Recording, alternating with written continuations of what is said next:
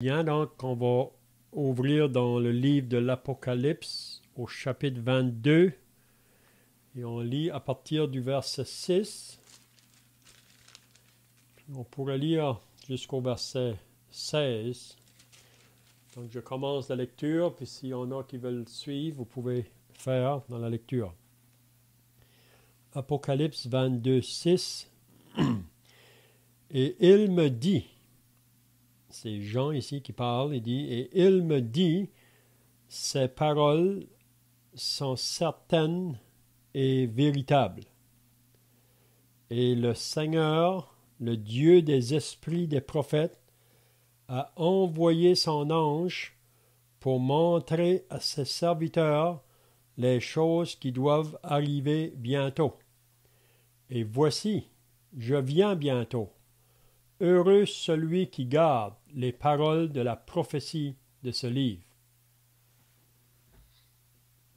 Moi, Jean, qui ai entendu et vu ces choses, et quand j'ai entendu et vu, je tombai aux pieds de l'ange qui me la montra pour l'adorer. Mais il me dit, garde-toi de le faire. Je suis ton compagnon de service, et celui de tes frères, les prophètes, et de ceux qui gardent les paroles de ce livre. Adore Dieu. Et il me dit, ne scelle point les paroles de la prophétie de ce livre, car le temps est proche. Que celui qui est injuste soit encore injuste, que celui qui est souillé se souille encore, et que le juste pratique encore la justice, et que celui qui essaie sanctifie encore.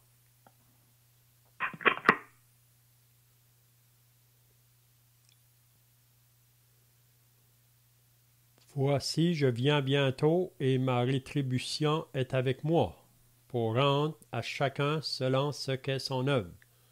Je suis l'alpha et l'oméga, le premier et le dernier, le commencement et la fin. Heureux ceux qui lavent leur robe, afin d'avoir droit à l'arbre de vie et d'entrer par les portes dans la ville. Dehors les chiens, les magiciens, les débauchés, les meurtriers, les idolâtres, et quiconque aime et pratique le mensonge.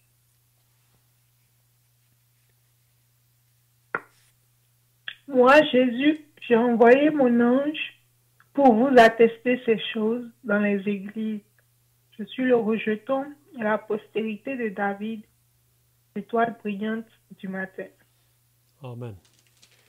C'est bien, donc, si vous étiez là la semaine passée, on avait regardé le début du chapitre 22, puis on avait vu que c'est relié vraiment avec le chapitre 21, parce que le chapitre 21, c'est Jean qui a vu concernant le nouveau ciel et la nouvelle terre. Puis on avait dit que le nouveau ciel et la nouvelle terre, c'est la dernière chose vraiment qui va prendre place là, dans les événements de Dieu. Il y a plusieurs choses qui vont prendre place avant ça. On avait dit qu'il y a 7 événements futurs qui doivent s'accomplir dans le plan prophétique de Dieu. Mais ici, ça va être le dernier, le 7e. Puis ça va se faire quand que Satan va être jeté dans l'étang de feu et de soufre avec l'Antichrist et le faux prophète pour être tourmenté jour et nuit au siècle et des siècles. Donc, Satan, ça va être sa fin finale. Il ne va plus revenir. On n'entendra plus parler de lui.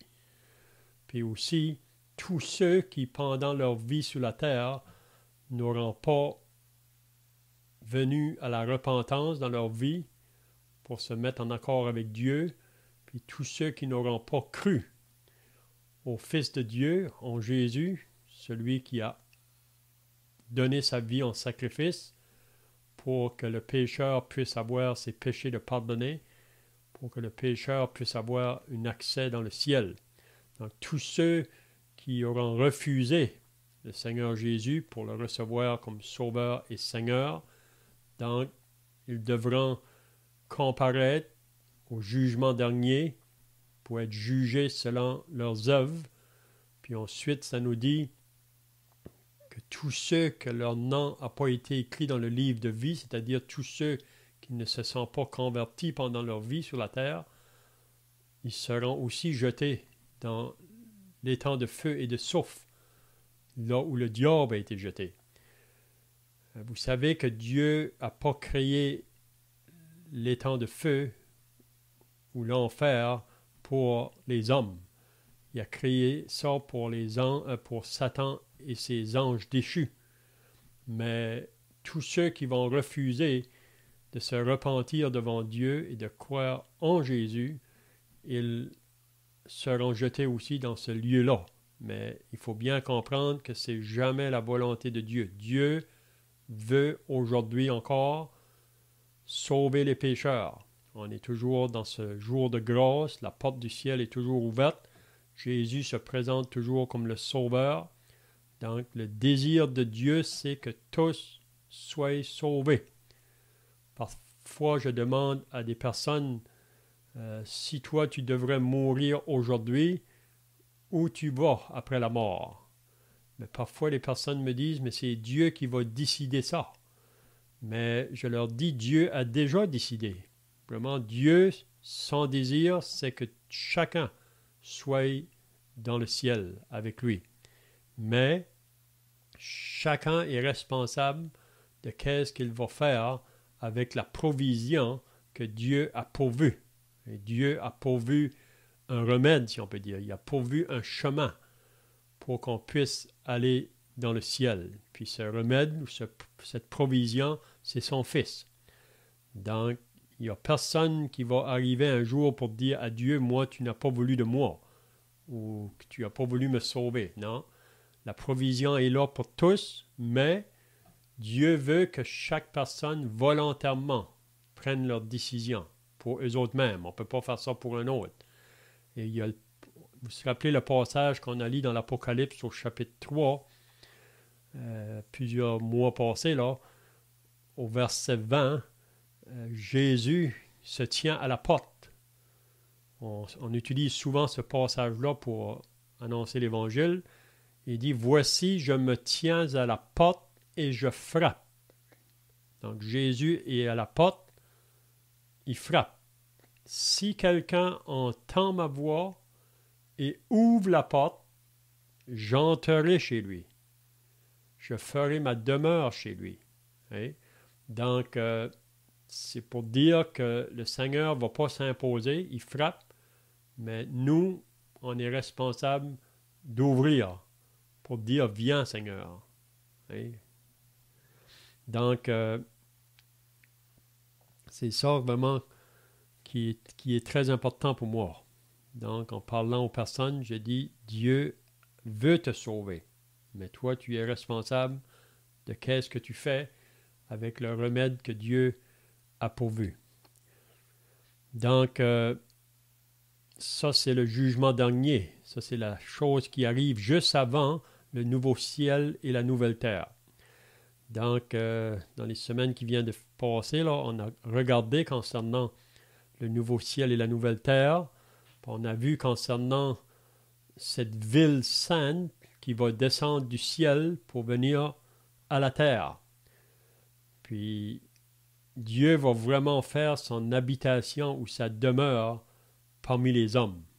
Il a toujours voulu le faire depuis le début, mais à cause du péché, Dieu ne peut pas faire cette demeure-là. Mais là, dans le nouveau ciel et la nouvelle terre, le péché ne sera plus. Satan ne sera plus. Il n'y aura plus de mal dans cet endroit-là. Donc Dieu fait son habitation avec les hommes. Puis nous qui sommes sauvés, vous savez qu'on va avoir des corps glorifiés, on va avoir des corps même semblables au Seigneur Jésus. Donc, plus de mal. Et même on avait vu que dans cette place-là, il n'y aura plus de pleurs, il n'y aura plus de cris, il n'y aura plus de douleur, plus de mort. On a de la difficulté parfois à penser qu'est-ce que ça va vraiment être. On ne peut pas exprimer ça en parole vraiment. ça va être complètement le contraire d'aujourd'hui. Ça va être une place où le mal n'est plus. Donc, c'est ça donc on avait vu dans le chapitre 21, là, puis en parlant de cette ville sainte, cette nouvelle Jérusalem, Jean a eu la révélation là, de tous les détails à propos de cette ville-là. Même on avait dit que la semaine passée que la ville n'a pas besoin ni du soleil ni de la lune pour l'éclairer, car la gloire de Dieu l'éclaire et l'agneau est son flambeau. Hein? On avait vu aussi qu'il ne rentrera rien de souillé là. Donc, jamais, il n'y aura jamais plus rien de mal qui va entrer là. Puis on avait vu aussi au chapitre 22, la semaine passée, dans le début, qu'il y aura un fleuve d'eau qui va sortir vraiment du trône de Dieu, qui va couler au travers de cette ville. Une eau pure, une eau limpide, ça dit comme du cristal. Même au milieu de la ville, ça dit, sur les deux bords du fleuve, il va y avoir un arbre de vie. Puis cet arbre-là va produire à chaque mois ses fruits. Hein? Donc, on ne peut pas décrire vraiment ça, la beauté de cet endroit-là. Ça devrait nous donner à chaque personne vraiment le désir de vouloir être là. Mais c'est possible que tous peuvent être là. Mais pour être là, il faut se repentir puis recevoir Jésus comme notre sauveur. Donc, je ne sais pas si quelqu'un a des pensées à ajouter de ce qu'on avait vu la semaine passée, là. Sinon, on va commencer au verset 6.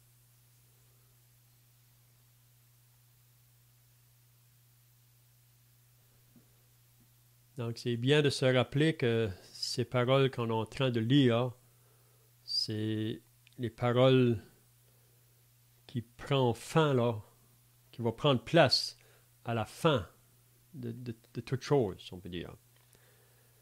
Puis, qu'est-ce qu'on va voir ce soir?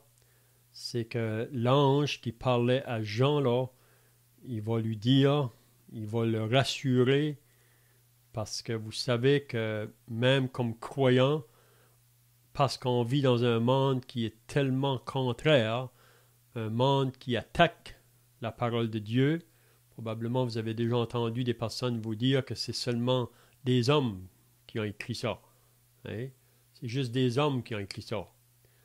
Puis c'est comme si que le monde, parce que c'est les hommes qui l'ont écrit, ils ne croient pas à ce livre-là. C'est vrai si ça serait des hommes qui l'auraient écrit, d'eux autres même, c'est vrai qu'on ne pourrait pas se fier dedans. Hein? Parce que dans le monde aujourd'hui, c'est peut-être une des raisons que beaucoup de personnes ne veulent pas se fier à la parole de Dieu, parce qu'ils disent que c'est des hommes qui l'ont écrit, parce que dans le monde, beaucoup d'hommes ont parlé, beaucoup d'hommes ont fait des promesses, puis souvent les promesses qu'ils font ne sont pas accomplies. Donc le monde associe la parole de Dieu un peu comme à la parole des hommes. Mais il faut bien comprendre que la Bible ou la parole de Dieu, c'est la parole de Dieu. C'est vrai, c'est des hommes qui l'ont écrit, mais ils ont été poussés par le Saint-Esprit pour écrire ces paroles. Ils n'ont pas écrit qu'est-ce qu'ils voulaient écrire.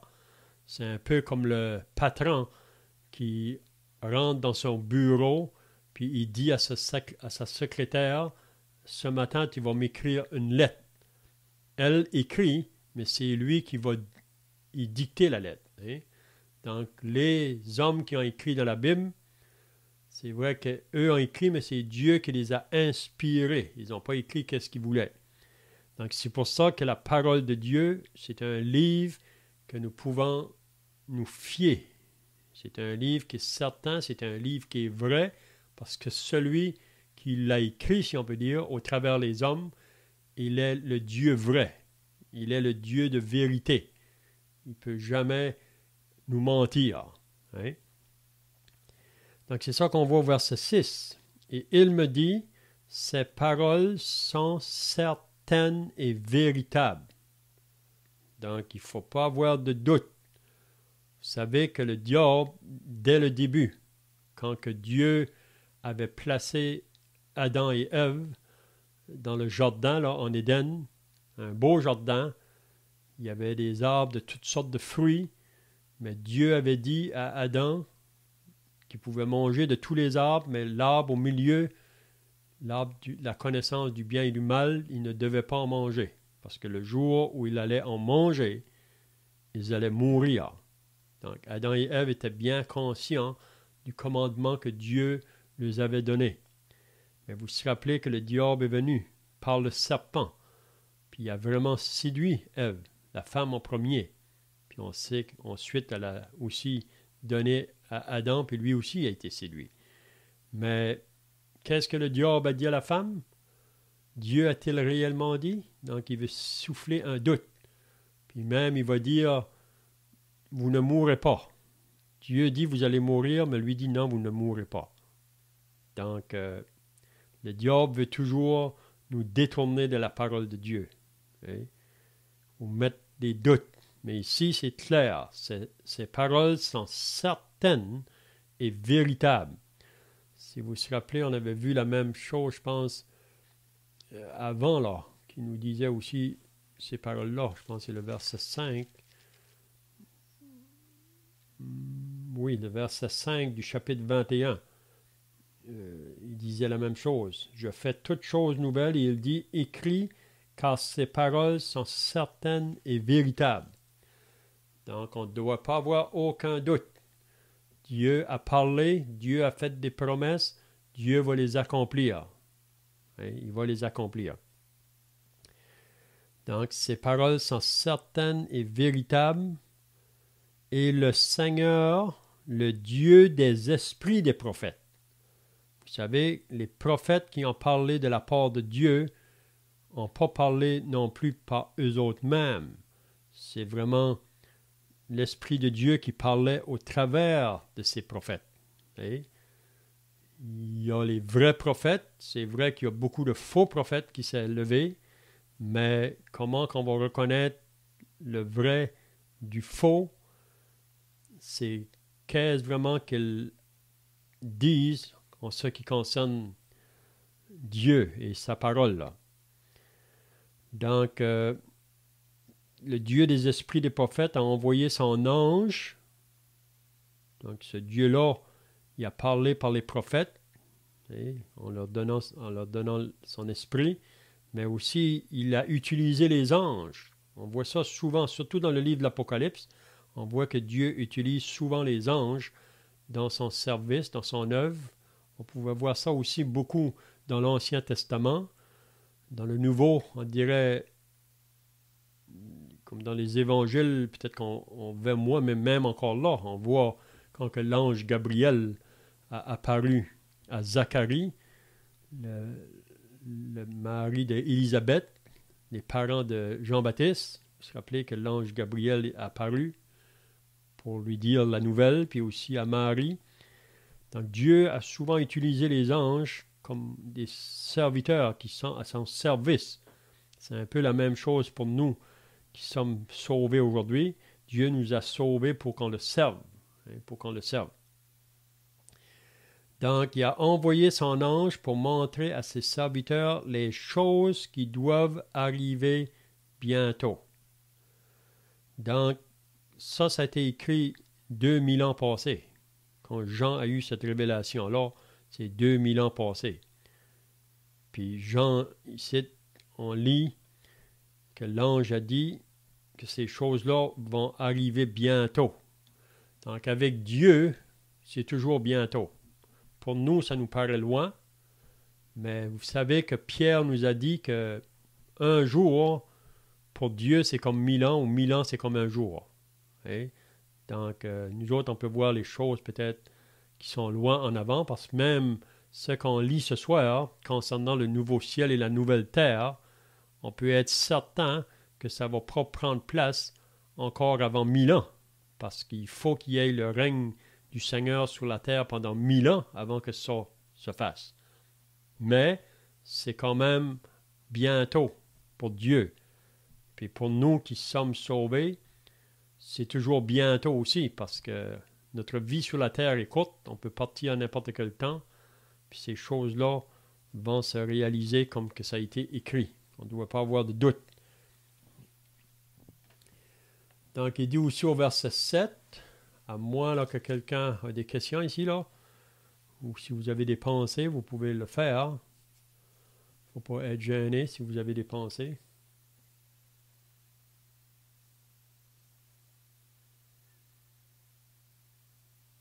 Donc, le verset 7, il dit, « Et voici, je viens bientôt. » Et c'est Jésus. Je viens bientôt. Heureux celui qui garde les paroles de la prophétie de ce livre. Donc, il y a une bénédiction pour ceux qui gardent les paroles de la prophétie de ce livre. Vous savez que dans l'Apocalypse, vous allez trouver le mot « heureux » à 7 reprises. On dit que c'est les béatitudes de l'Apocalypse. Si vous vous rappelez, dans Matthieu chapitre 5, Jésus a prononcé des béatitudes. 9 béatitudes, puis ça commence tout par « heureux »,« heureux ». Hein? Donc, si on est avec Jésus, c'est là le bonheur. C'est là le vrai bonheur. Vous savez, on ne trouve pas le bonheur dans les choses que ce monde a à nous offrir. C'est vraiment vide. La raison que l'homme est toujours à la recherche, c'est parce qu'il y a un vide à l'intérieur de lui. Puis il essaye de combler ce vide-là par les choses de ce monde. Puis la raison qu'il y a un vide, c'est parce que depuis que le péché est entré dans le monde, l'homme a pris un chemin contraire à Dieu. Mais ce vide-là peut simplement être rempli par Dieu. Donc, c'est pour ça que Jésus disait à la femme samaritaine, « Celui qui boira de cette eau aura encore soif, mais celui qui boira de l'eau que je lui donnerai n'aura jamais soif. » Donc, c'est Jésus qui peut satisfaire le vide. Vous vous rappelez la femme samaritaine, quand elle est venue voir Jésus, elle est venue pour chercher de l'eau avec sa cruche.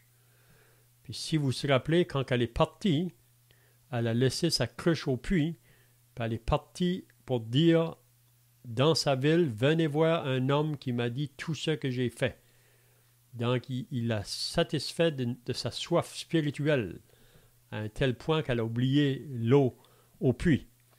Parce que le Seigneur, quand il nous rassasie, ça nous donne un bonheur qu'on ne peut pas l'expliquer. Le monde ne peut pas le comprendre. Hein? Mais c'est une joie intérieure. Heureux celui qui garde les paroles de la prophétie de ce livre. Donc, il y a un bonheur à garder la parole de Dieu. Puis, si vous vous rappelez, le premier heureux dans le livre de l'Apocalypse, c'est dans le chapitre 1, puis il nous dit la même chose, vraiment. Il nous dit un peu la même chose. Donc, le livre de l'Apocalypse commence avec le mot « heureux », puis il se termine avec le mot « heureux ». Puis, ceux qui sont heureux, c'est ceux qui se sentent attachés au Seigneur Jésus. C'est ceux qui l'ont accepté comme Sauveur et Seigneur.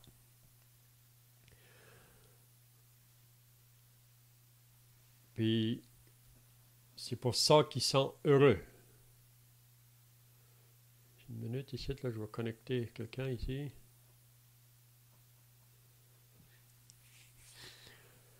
OK. Heureux celui qui garde les paroles de la prophétie de ce livre. Donc, on garde ces paroles. Et on ne veut pas se détourner de ces paroles-là. Même s'il y a beaucoup de choses qui nous échappent, qu'on ne peut pas tout comprendre, quand il dit là, dans le chapitre 1, là, peut-être qu'on va tourner juste pour le lire, là. Qu'est-ce qu'il dit dans le chapitre 1?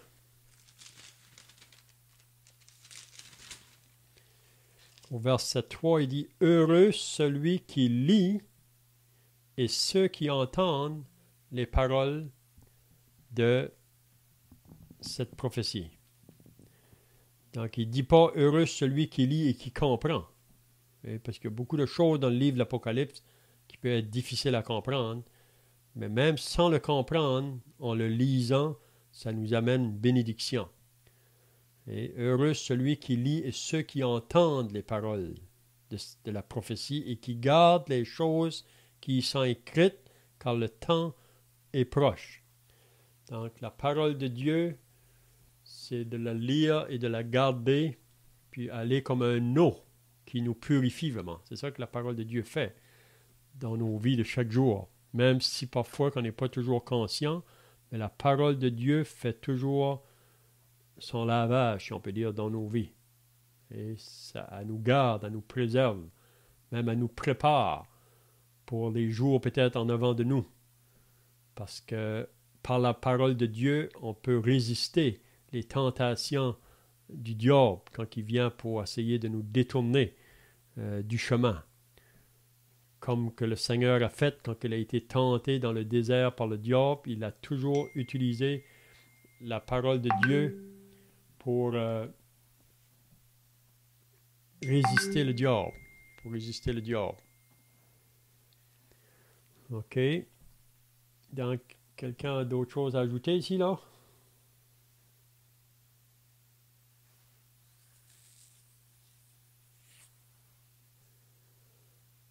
OK, donc le verset 8, c'est moi, Jean. Donc, on sait que Jean, c'est l'apôtre Jean. C'est lui qui a eu cette révélation-là quand il était sur l'île de Patmos. Si vous vous rappelez, on a vu ça dans le chapitre 1. Jean avait été placé sur cette île-là à cause qu'on voulait le faire taire ou on ne voulait plus l'entendre parce que c'était un homme qui parlait de la part de Dieu, qui annonçait la parole de Dieu. Donc, on a voulu le jeter sur cette île-là seul. Mais avec le Seigneur, on n'est jamais seul. Même si le monde va nous rejeter ou nous persécuter parce qu'ils ne veulent pas entendre la parole, on ne sera jamais seul. Le Seigneur est toujours là à notre côté. Vous savez, présentement, il y a des chrétiens qui sont seuls dans des prisons, qui sont maltraités, qui sont torturés pour la cause de Christ. Dans des pays de la Chine ou la Corée du Nord, ils disent que c'est les pays les plus persécutés dans le monde, parce que les chrétiens sont les plus persécutés. Mais même s'ils sont seuls dans leur prison, le Seigneur est là avec eux autres. Comme Jean ici, il était sur cette île-là, puis c'est là que le Seigneur s'est révélé à lui. On lit dans le chapitre 1, c'était le premier jour de la semaine. Donc, c'est moi, Jean, qui ai entendu et vu ces choses. Donc, il dit, je les ai entendues, je les ai vues. Hein? Et quand j'ai entendu et vu, qu'est-ce que j'en fait? Ça dit, je tombais aux pieds de l'ange qui me les montrait pour l'adorer. Donc, qu'est-ce que Jean a voulu faire ici? Quand il a entendu, il dit, et vu ces choses, j'ai tombé aux pieds de l'ange qui me les montrait, puis il voulait adorer l'ange. Mais est-ce qu'on doit adorer les anges? Qu'est-ce que vous pensez? Est-ce on peut adorer les anges?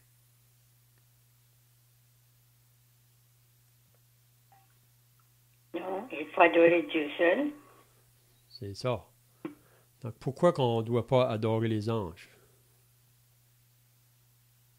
Parce qu'ils ont été faits. On peut juste adorer notre Dieu, là. C'est ça. Donc, les anges sont une créature de Dieu. Comme nous, les hommes, on est la créature de Dieu. Parce que quand que Dieu a créé, même l'homme, il a créé pour que l'homme le serve et l'adore. Donc, seul Dieu peut avoir l'adoration. Mais sa créature, on ne doit pas adorer sa créature. Mais il y a seulement ceux qui sont encore dans leur péché, ceux qui sont loin de Dieu, ils vont adorer la créature. On voit ça dans l'Épître aux Romains. Parce qu'ils refusent de croire au vrai Dieu, donc ils se tournent vers des faux dieux. Donc ils se font des dieux partout, si on peut dire, puis ils les adorent. Hein? Mais ici, c'est bien clair. Quand que Jean s'est prosterné au pied de l'ange pour l'adorer, l'ange l'a arrêté. Il l'a arrêté. Puis il lui a dit, garde-toi de le faire. Donc, il ne faut pas faire ça. L'ange dit, je suis ton compagnon de service. Donc les anges sont là au service des saints. On voit ça dans l'Épître aux Hébreux, chapitre 2. Dieu les utilise des fois pour qu'ils soient au service des saints. Il me dit, garde-toi de le faire, je suis ton compagnon de service. Et les anges, donc, sont au service comme nous, on est dans le service. Et celui de tes frères, les prophètes, et de ceux qui gardent les paroles de ce livre, adore Dieu. Et probablement, vous vous rappelez dans la parole de Dieu qu'à un moment donné, Pierre, si vous vous rappelez, dans les Actes au chapitre 10, il a été appelé de venir dans une maison, la maison de Corneille. Puis si vous vous rappelez, quand que Pierre est arrivé là, Corneille, vraiment, c'était un homme parmi les païens, là. Quand que Pierre est arrivé dans sa maison, vous vous rappelez qu'est-ce qu'il a fait, Corneille? Il est allé se jeter à genoux devant Pierre, puis vous vous rappelez qu'est-ce que Pierre lui a dit? Il a dit, lève-toi, je suis simplement un homme comme toi. Oui? Donc Pierre n'a pas voulu recevoir une adoration ou que quelqu'un se prosterne devant lui. Puis on voit ça aussi dans le chapitre 14 des Actes, là, concernant Paul, quand il était dans une certaine ville, on a voulu le prendre pour un dieu, mais il a dit non, on est simplement des hommes. Hein? Mais si vous lisez dans les évangiles, vous vous rappelez à plusieurs reprises que des personnes sont venues se prosterner devant Jésus, même qu'ils l'ont adoré. Est-ce que Jésus les a arrêtés?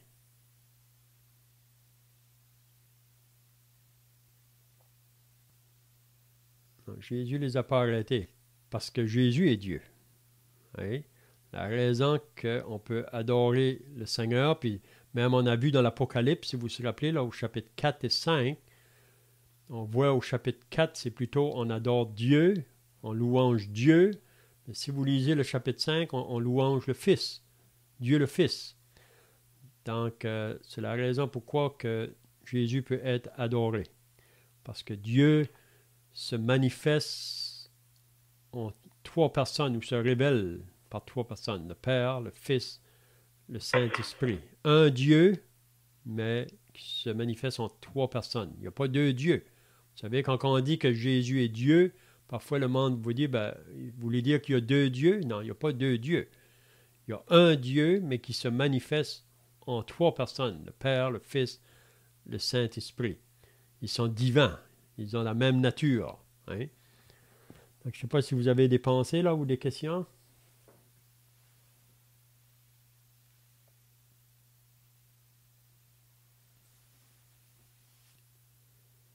Donc, le verset 10, et il me dit, ne scelle point les paroles de la prophétie de ce livre. Donc, en voulant dire de ne pas le sceller, ça veut dire de ne pas le cacher, si on veut dire. Il faut que ça soit révélé. C'est un peu différent. Vous vous rappelez le livre de Daniel. Dieu avait dit à Daniel, dans son livre, là, qu'il fallait que Daniel scelle le livre, puis que ça serait seulement révélé à la fin. Mais ici, parce qu'on est à la fin, Jean voit les choses de la fin, donc il faut que ces choses-là soient révélées. Donc, il me dit, ne scelle point les paroles de la prophétie de ce livre. Puis, quand on parle de ce livre, probablement que ça comprend le livre de l'Apocalypse, mais ça peut comprendre plus que ça. C'est tout la parole, vraiment. Parce que on lit ça aussi dans le Deutéronome, dans les Proverbes, que la parole de Dieu, on ne doit pas y ajouter, on ne doit pas en retrancher. Donc, qu'est-ce que la parole révèle? Parce qu'aujourd'hui, nous avons la parole complète, la pleine révélation. Vous savez, quand Jean a écrit, il y a beaucoup de choses encore qu'on n'avait pas. Mais ici, là, c'est la pleine révélation quand Jean a écrit l'Apocalypse. Le livre est complet. Donc, ne scelle point les paroles de la prophétie de ce livre, car le temps est proche. Donc, le temps est proche. Donc, c'est proche. Même si on peut penser que c'est loin, pour Dieu, c'est proche. La raison que Dieu a permis les siècles qui ont passé, c'est toujours dans le but que l'homme vienne à lui. il est patient. Il veut encore sauver, encore ce soir. Il veut sauver. Mais bientôt, on voit que ce qu'on a vu dans l'Apocalypse, là, ces choses-là vont toutes prendre place, surtout à partir du chapitre 4. Vous savez qu'aujourd'hui, on est dans le chapitre 2 et 3 de l'Apocalypse. C'est là qu'on se trouve dans le livre de l'Apocalypse. C'est que dans le monde aujourd'hui, ils disent qu'on est déjà dans les tribulations ou dans les jugements de l'Apocalypse. Mais ça, c'est pas vrai. Ça va se faire après que l'Église sera enlevée. OK, le verset 11. Que celui qui est injuste soit encore injuste. Que celui qui est souillé se souille encore. Et que le juste pratique encore la justice, et que celui qui est saint se sanctifie encore. Est-ce que quelqu'un peut me dire qu'est-ce qu'il veut nous dire ici? Qu'est-ce que Jean veut dire quand il dit que celui qui est injuste soit encore injuste? Celui qui se souille encore. Qu'est-ce qu'il veut dire?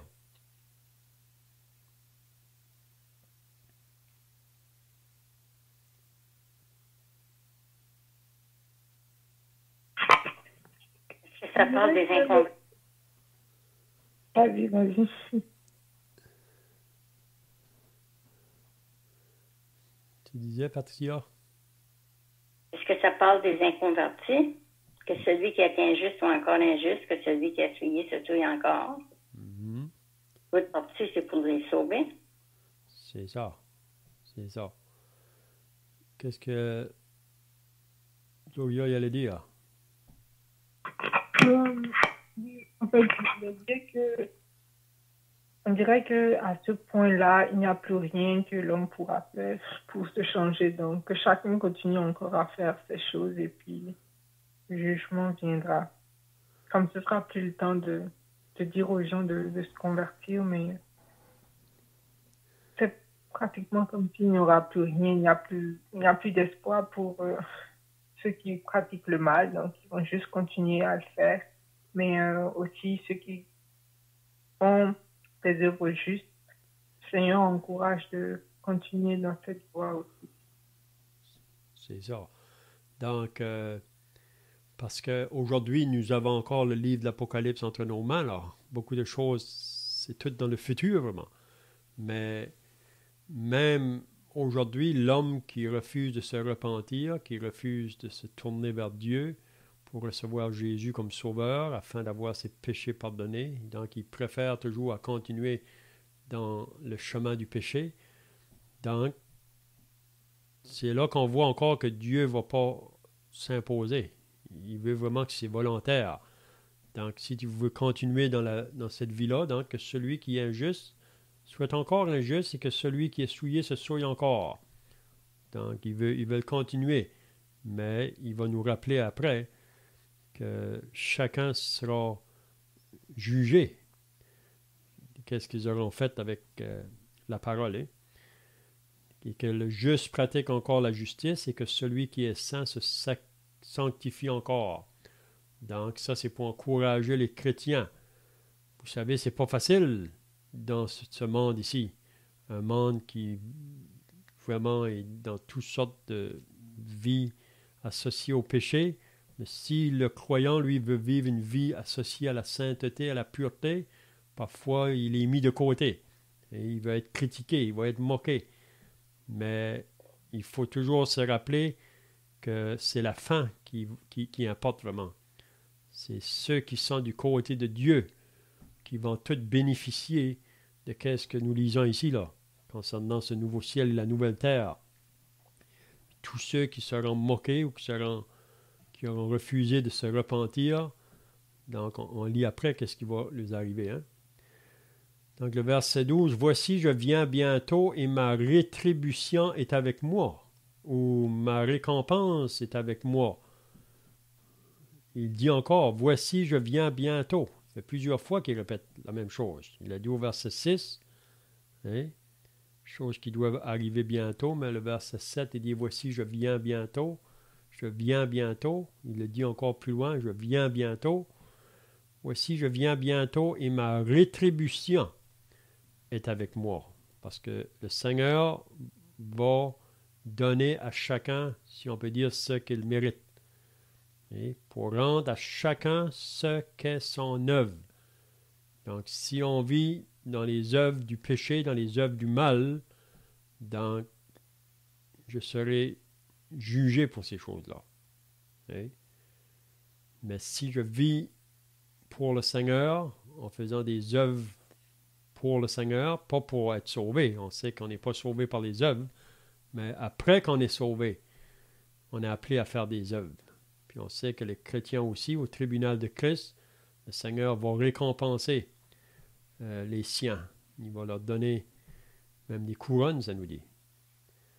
Mais le méchant, celui qui veut continuer dans le mal, lui sera jugé selon ses œuvres. Le verset 13, je suis l'alpha et l'oméga. On avait vu ça aussi dans le premier chapitre. Jésus disait la même chose.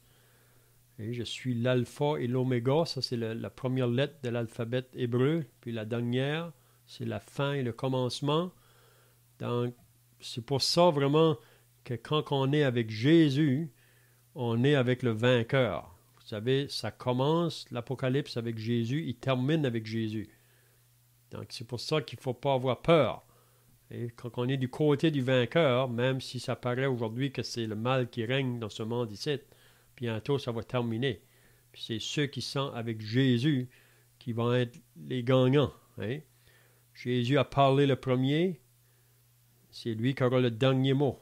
Bon, le monde peut aujourd'hui argumenter, contester, hein? Mais à la fin, c'est Jésus qui aura le dernier mot. Je suis l'alpha et l'oméga, le premier et le dernier, le commencement et la fin. Donc, il n'y a pas d'autre qui va venir pour prendre sa place. Et Dieu vraiment a mis tout entre les mains du Fils. Puis il veut que tout genou se fléchisse à son Fils. Hein? Donc, je ne sais pas si vous avez d'autres pensées ici.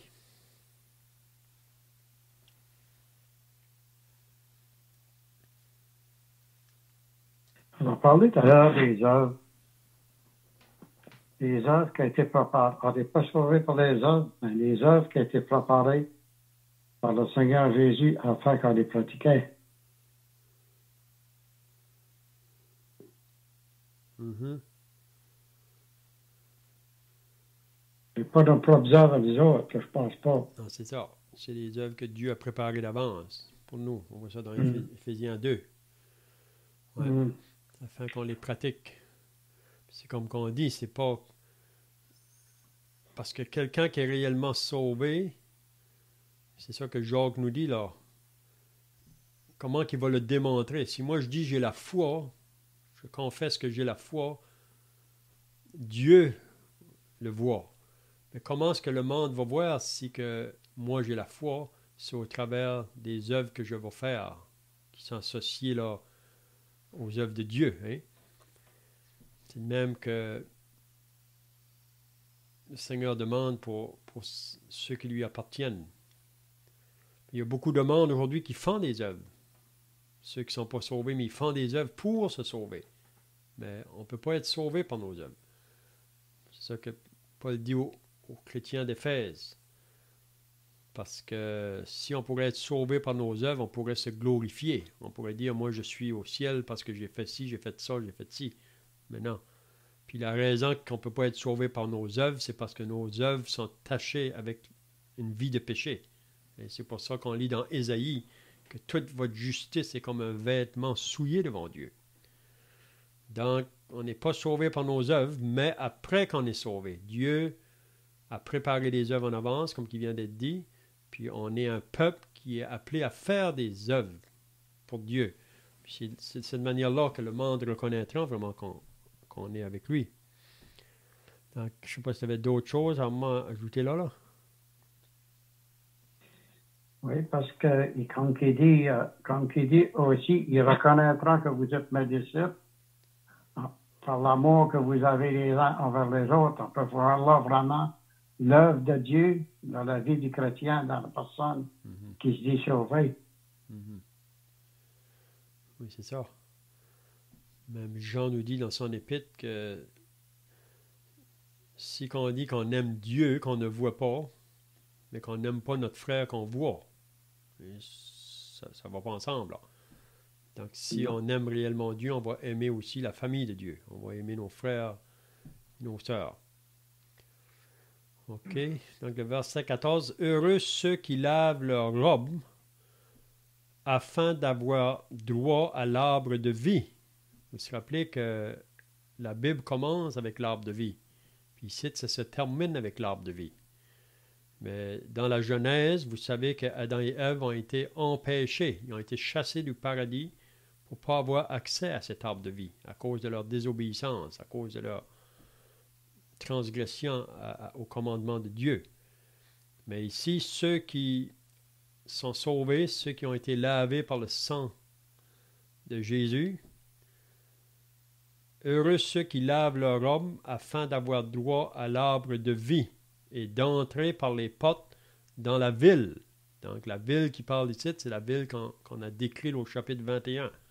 La ville sainte qui va descendre de Jérusalem. Ça va être la capitale de la terre, vraiment. Tout va être centré à cette ville-là, si on peut dire là.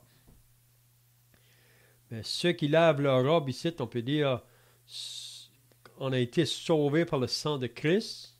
Et ça s'est fait une fois pour toutes, là. Le jour qu'on a été sauvés, on a été lavés, on a été pardonnés, on est réconcilié avec Dieu, on a été né de nouveau, le moment qu'on a cru en Jésus. Mais le sang de Jésus nous purifie encore de nos péchés de chaque jour.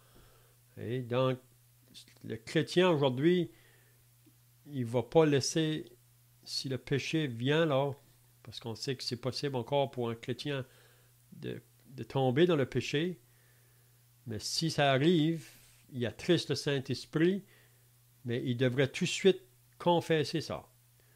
Et donc, le chrétien veut garder sa communion avec Dieu. Il ne veut pas laisser un péché qui n'est pas confessé. Mais c'est toujours le sang de Christ qui nous purifie. Et donc, on pourrait dire qu'on est sauvé par le sang, on est gardé par le sang, tout au long de notre marche jusqu'à la fin. Heureux ceux qui lavent leur robe afin d'avoir droit à l'arbre de vie et d'entrer par les portes dans la ville. C'est beau. Verset 15, dehors les chiens. Donc ici, il mentionne encore ceux qui refusent l'Évangile aujourd'hui, refusent, il n'y aura pas de place pour eux là. Et dehors les chiens, les enchanteurs, les impudiques, les meurtriers, les idolâtres, et quiconque aime et pratique le mensonge. Donc ceux qui veulent continuer dans ces choses, comme qu'on a vu tout à l'heure, les injustes soient encore injustes, ceux qui se souillent. Donc, s'ils continuent là, il n'y a pas de place pour eux dans cette ville-là.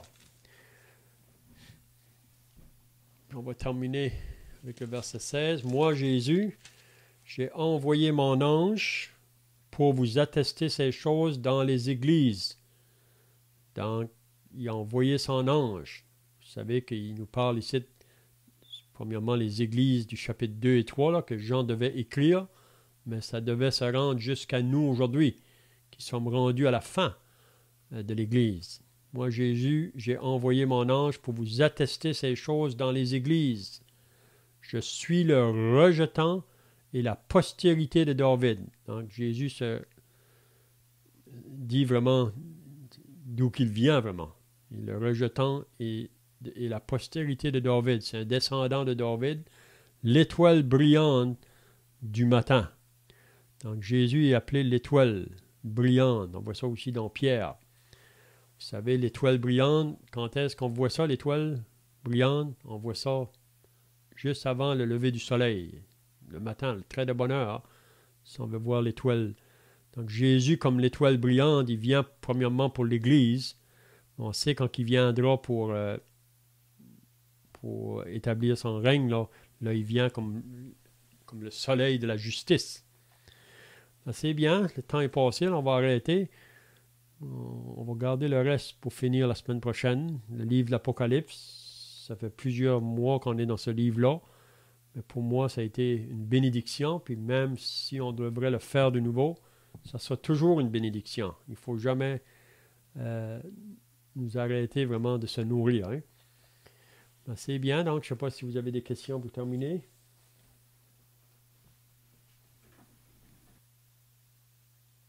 Est-ce qu'on va terminer par la prière? Notre Dieu et notre Père dans le ciel, nous voulons te remercier et te rendre grâce pour l'accès que nous avons auprès du Père à notre Seigneur Jésus-Christ, qui est venu ici-bas et qui a été dans la volonté de Dieu et qui faisait jamais rien sans consulter son Père. Et nous te remercions ce soir pour le privilège que nous avons d'être capables de se parler à distance et en sachant que tu diriges les paroles et que tu diriges dans les passages de la parole. Et nous savons que cela vient de toi. Et on peut te confesser que nous ne sommes pas toujours à la hauteur.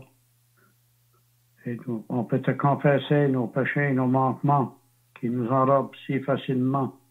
Et s'il y a quelque chose qui est péché dans nos vies, que cela coupe la communion entre Dieu et l'homme. Et tu ne prends pas plaisir dans ces choses. Mais nous te remercions pour ce temps que nous avons passé sur l'autorité de ta parole ce soir. Et cela puisse être une bénédiction. Et certainement que, personnellement, moi-même, cela me fait du bien d'entendre la parole, comme quelqu'un avait dit une fois. Il m'avait posé la question pourquoi on a deux oreilles et on a juste une bouche. Mais il dit, il faut écouter 2 fois plus qu'on parle. Mais ça, j'ai comme mis ça.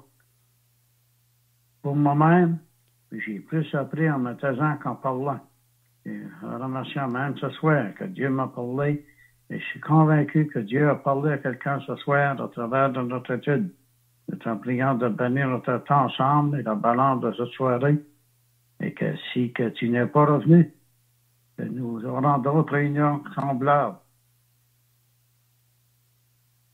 pour l'édification de ton peuple. Nous t'en prions. Au nom du Seigneur Jésus. Amen. Amen.